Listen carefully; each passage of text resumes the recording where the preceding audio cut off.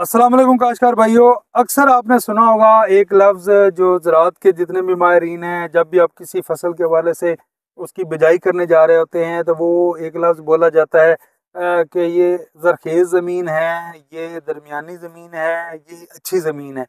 तो आज की जो हमारी वीडियो है ये तीनों कैटेगरी के हवाले से थोड़ा सा आपको मैं बताऊंगा कि अगर आपने तज्ज़िया करवाया है ज़मीन का, मट्टी का तज्ज़िया करवाया है, उसके बाद आपके पास रिपोर्ट आ गई है, तो आप किस तरीके से देखेंगे कि आपकी जो ज़मीन है ये हल्की है, दरमियानी है या ज़रख़ेज़ है। तो इसी हिसाब से हम फिर खाद कैसे इस को डिसाइड करेंगे, किस तरीके से हमने इसको इस्तेमाल करनी है। तो आज की हमारी जो वीडियो इस चीज़ पे है। तो पहले ये बात है, जब आपने एनालिसिस करवाया, एनालिसिस के बाद आपके पास रिपोर्ट आई, तो उसमें आपने नामियाती मादा चेक करना है। अगर नामियाती मादा 0.86 यानी इशारिया 86 से कम है तो आपकी ज़मीन कमज़ोर है।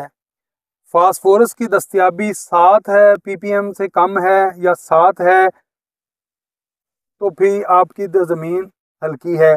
और पोटाश जो है वो 80 ppm से कम है तो फिर भी आपकी ज़मीन जो है ये कमज़ोर है, हल्की ज़मीन है।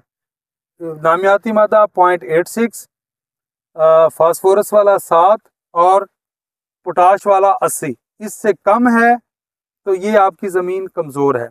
अब अगर बात करें दरमियानी ज़मीन की तो वो क्या होगा कि 0.86 से 1.29 तक नामियाती मादा आ जाए, फास्फोरस की जो दस्तियाबी है वो 7 से 14 ppm हो जाए और पोटाश की जो दस्तियाबी है वो 80 से 180 ppm हो जाए, तो ये आपकी ज़मीन दरमियानी होगी।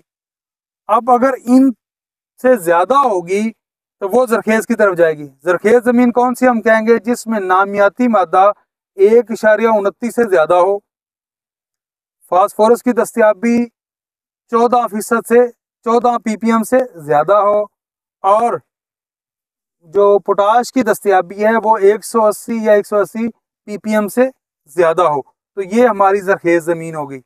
अब हमने खादों का डिसाइड करना है। अगर गंदम की मैं बात करूं तो गंदम में जो हमारी कमज़ोर ज़मीन है उसमें 2 बोरी DAP और 2 बोरी यूरिया और 1 बोरी पोटाश हमें चाहिए।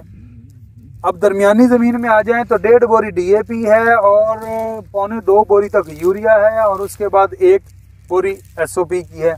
और इसी तरह ज़रख़ेज़ ज़मीन की तरफ आ जाएं तो वो 1 से 1.25 बोरी हमारी DAP होगी और 1.5 बोरी तक हम यूरिया इस्तेमाल करेंगे और उसमें 1 हम SOP की बोरी इस्तेमाल करेंगे या इसके मुतबादल खादें। ये मैंने एक स्टैंडर्ड बताया है। जैसे आपको पता है कि DAP की 1 बोरी के अंदर 23 किलो फास्फोरस होती है, तो आपने फास्फोरस को उस हिसाब से पूरी करना है। 2 बोरी का मतलब है 46 kg तक आपने उसको लेके जाएंगे, तो 46 kg आपने पूरा करना है। किसी भी सोर्स से आप पूरी कर सकते हैं। इसी तरह 1.5 बोरी का वो जो है वो आप 11.5 और 23 वो उसको मिक्स करेंगे तो वो आपके सामने फिगर्स आ जाएंगी। ये मैंने जर्नल बताया स्टैंडर्ड, इस हिसाब से आप बाकी खाद पूरी कर सकते हैं। तो आज की हमारी ये जो वीडियो थी, मैं उम्मीद करता हूँ कि आपको इसमें जो मालूमात मैं देना चाह रहा था वो मिल गई होगी।